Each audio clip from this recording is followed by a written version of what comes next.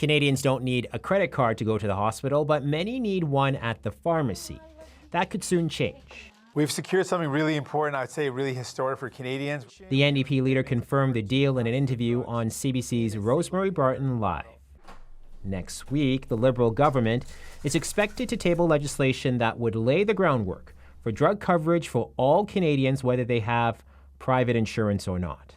Paid for by the government, the NDP says, under a single-payer system. This is an opportunity to deliver for Canadians, even more in a difficult time. This legislation fulfills a commitment under the Confidence and Supply Agreement the Liberals signed with the NDP to stay in power. We have got that and more. We've got the legislation and now a commitment to cover 2 classes of medication. As a first step to establishing pan-Canadian drug coverage, the NDP says it negotiated a commitment to cover 2 classes of drugs: contraceptives and diabetes medication.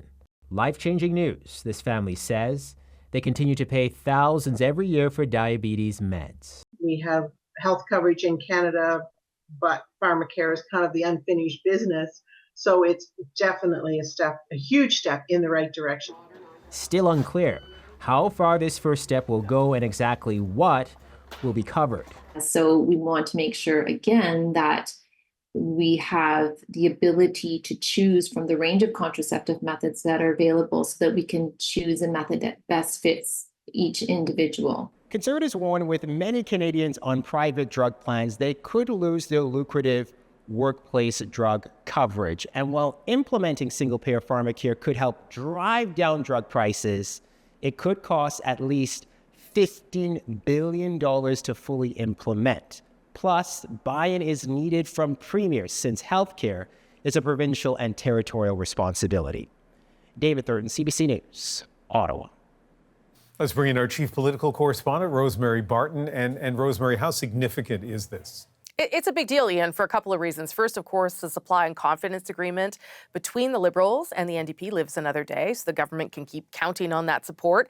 Second, though, it means that for the first time ever in this country, there will be something that is at least the beginning of a national pharmacare program, something both parties have talked about for years. It's a big win for the NDP because the original commitment in this deal was just about laying out some first steps. There was no money attached, for instance. Now there will be legislation to be tabled as early as this week, and coverage of the 2 drugs that David mentioned there, free for all Canadians, whether they have insurance or not. And what's in this for the Liberals? I mean, obviously they avoid an election in the short term, which is pretty important given recent polls. But it does also let them say, hey, look, we're helping Canadians with the cost of living issues by picking up the cost of some expensive drugs. It allows them to continue to put forward their own agenda. What the Liberals are really counting on, though, Ian, is that Canadians won't really remember the NDP had anything to do with this, so that when the election does roll around, they can take credit for all of it. Rosemary Barton, thanks so much. Thanks, Ian.